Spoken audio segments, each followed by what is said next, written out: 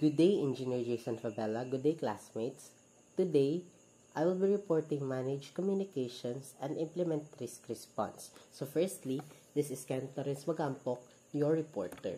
So our agenda for today is to know the process of manage communication and implement risk response. So manage communication is a process of ensuring timely and appropriate collection, creation, distribution, storage, retrieval, management, monitoring, and the ultimate disposition of project information. The key benefit of this process is that it enables an efficient and effective information flow between the project team and the stakeholders. This process is performed throughout the project.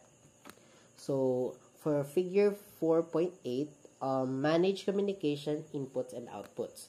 So, our managed communication inputs and outputs are the project management plan, project documents, work performance reports, enterprise environmental factors, and organizational process assets sa inputs.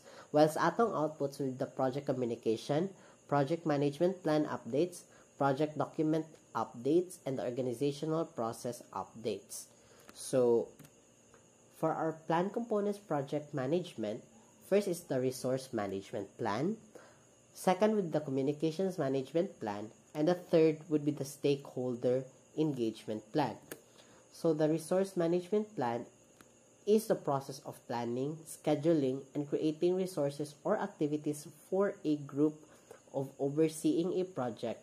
This type of plan is used in project management to help administrate the budget, time frame, contractors, consultants, workload, planning, schedule of values, and overall project completion success.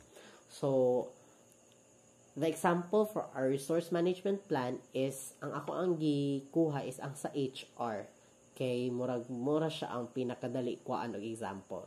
So, in many ways, resource management plans are used by project managers to manage human resource tasks such as defining goals, determining stakeholders, aligning needs, identifying resources, understanding employee skills, increasing productivity and performance, building teams, and putting the right people in the right places for the right project. So, determining kung unsa ang skills, strengths, and weaknesses sa isa ka project manager, maalay na nato ang sakto nga mga tao based sa ilang professional experience and skills para matabangan ug navigate ang project sa isa ka successful nga project in the long run.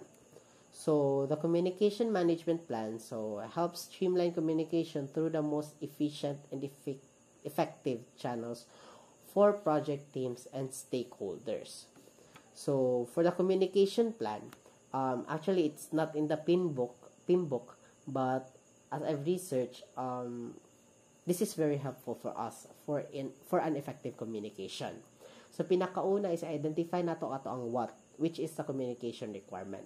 So, dini magud sa what, ma-describe nato ang kanang lahi-lahi nga touch point sa communication sa atong project na kailangan mo succeed. So, number 2 would be the goal, ang why nato. So, sa project communication, dapat nag-share purpose. Otherwise, magkalas-kalas ta og precious time sa progress. So, kung dili nato kaya explain sa meeting or sa email ang mga necessary nga mga goal nato nga kinahanglanon, so tanggalon gyud nato siya sa atong communication plan. The third would be the communication method, ang asa or ang where. So, kani siya nga component i-explain kung asa ang project communication mahitabo. Whether email ba siya, whether in-person meeting, or whether in Skype, video call. So, it depends on the importance sa communication, kung kailangan ba siya face-to-face or kailangan ba siya online lang. Fourth would be our frequency, ang when. So, setting clear intervals for when communication will be delivered is importante gid kaayo na siya sa communication plan. For example, mag-stand up ta og meeting, it might happen daily, which is a great example sa toolbox meeting. Toolbox meeting will happen daily. Next would be the weekly na agihapon na. Example sa weekly meetings is ang weekly report sa mga safety officers. Yeah. And nagya po usahay nga na may tabo nga monthly meeting which is ang mga tag-iya or ang mga stakeholders. Labi na mangita, mangayo na silang progress, kung pila na ka percent ang completion sa ilang planta, So kasagaran mag-meet mo na 1 month or 2 months. It's based on my experience. So frequency is important nga po na siya. So last would be the communication lead, ang kinsa or ang who. So dapat dili nato limtan kung kinsa gyud ang ato ang kanang hatagan sa atong communication. So these components may include the person responsible for managing each project communication, as well as the team members and stakeholders on the receiving end. So, importante gid kaayo ni sila ang communication plan. Next would be how to create an effective communication plan for a project. Actually, wala gyapon ni siya ilabot, pero gusto lang nako ilabot kay basin di ay na mahimong project manager din sa ato pon magamit ra gid siya. So, pinakauna is list your project communication needs. So, kada project lahi gid na siya. So, kailangan nato maghimo og lista. So, kung unsa nga type of communication ang kinahanglan ani nga project para mo succeed. So, ikaduha is undefine the purpose of your communication. So, hassle kaayo kung daghan kay email, right? O sahay ma-overlook na tong uban yung mga importante kay daghan kay mga email mapatong-patong. So, let us be purposeful in our plan. So, i-ensure nato nga ang tanan communication na agi ma-include nga reason. So, kung pwede nimo iisa sa isa ka email, iisa na lang tanan i-itemize para masabtan tanan tapos if ever wala niya nabasa, you can just follow up if ever nabasa man niya. Third would be the choose a communication method. So, you can choose a communication kung kailangan bagid ni siya meetingan face-to-face or kailangan bagid ni siya i-update weekly or monthly or kailangan bagid siya i-discuss sa board ang project. Choose a communication method is very important. So, kailangan ta maguna-una kung unsa gyud nga communication method ang work best sa atong team. So, kay para basin dito, sige na to face-to-face, di na importante na kanang naanata sa loop nga magsig balik-balik instead nga magamit nila ilang precious time for being productive sa itong mga tao. Next would be set a cadence for your project communication. So, mag-establish yun taong regular frequency for communication to streamline the process and set clear expectations from the get-go. So, lastly would be identify the owners and stakeholders related to each communication. So, as a project manager, you'll be responsible for most communications. Good. But there may be some of you want to delegate to others. So, i-assign na tong ownership to create accountability pod. So, let us carefully craft a plan para ma-reach na to ang full potential. So, yeah, that would be the how to create an effective communication plan for a project. So, dili ni siya labot sa pimbok pero para gyapon ni sa ato para maka-learn ta. Actually, naka-learn ko ani. So, I just want that to share to you. So, these are the examples of the communication plan. Pinakauna nga example is a simple matrix communication plan. So, kina different project communication, aga features sa basic elements sa good communication. So, this plan is very basic lang gid siya. So, naadin ang communication, method, kung email ba or frequency, kung ang goal, nakabutan rin ang owner, ang audience. So, naging simple lagi siya. Masabtan lagi na to. Next would be the communication plan example by method. So, simple lagi po ni siya, pero wala na ang method nga kuan sa taas. Nakabutan na diri naka-itemize na siya sa email, si project status report, sa meeting, si stand-up, si project review, and sa team Gantt. Sa team Gantt is something like application man na siya. So, yeah. Nakaplano ng communication plan weekly. So, mugi na siya kahitabo. Next would be project communication plan, example by audience. So, si project team, si audience, so, muna siya ang nasa communication plan. While the project sponsors, muna siya ang nasa communication. Dali lagi siya masabtan good guys. Dili na siya, classmates. Dili kay siya hassle, tunan.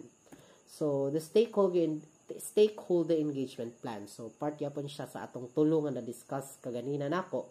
So, the stakeholder engagement plan allows a project manager to devise a systematic approach to ensure expectations, decisions, risk issues, and project progress information is delivered to the right person at the right time with the most efficient and effective level of information. So, this is an example of a stakeholder engagement plan.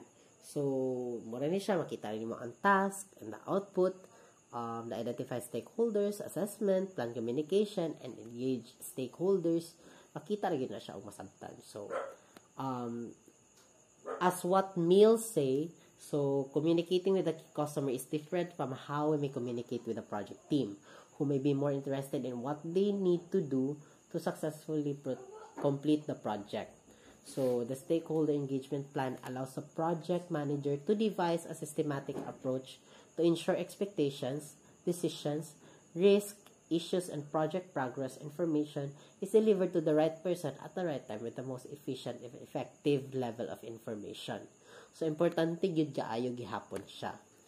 Next with the project document example. So, the change log, issue log, the lesson learned register, quality report, risk report, and stakeholder register. So, ang change log is log na i-change. Ang issue log is if na mga issues. Lesson learned register sa mga na-lesson ni mga lesson ni mga na-learn sa mga issues. So, quality report more on QA, risk report more on safety, and the stakeholder register. So, yeah, these are the project documents example. So, project management plan update. So, stakeholder engagement plan, din na siya ang update mo ka stakeholder sa mga pila na ka-percent, nahimo na ba na nga kailangan nga target this week or for the next 2 weeks. So, di na siya ang stakeholder engagement plan. While the communication management plan, di na makita ang project management plan nga ng update nga na kuan ba nimo imong mga tao na delegate pagtarong ang imong trabaho or ilang trabaho or whatsoever. Di na makita sa communication management plan if na-accomplish ba nimo tanan nimo plano. So, next would be the project document updates. Same lang yapon ganina, issue log, lesson learned register, project schedule, risk register, and the stakeholder register. So, now for the implement risk response. The process of implementing agreed upon risk response plans, the key benefit of this process is that it ensures that agreed upon risk responses are executed as planned in order to address overall project risk exposure, as well as to minimize individual project threats and maximize individual project opportunities. This process is performed throughout the project. So, throughout the project, you perform ang implement risk response, no? So, medyo importante yun siya. So, for the figure 4.9, the implement risk responses, inputs and outputs, pareha gyapon siya kaganina pero nalay kulang kamay. For the inputs, it is the project management plan, the project documents, and the organizational process assets. The outputs would be change requests and project documents update. So, the project management plan components, an example of a project management plan component that may be an input for this process includes but is not limited to the risk management plan. This is the example of the risk management plan. Muna siya akong gibuhat nga risk management plan sa amo ang report last week. So, this is the risk identification, assessment, and mitigation. So, there is the risk description for hazard and electrical issues, for example.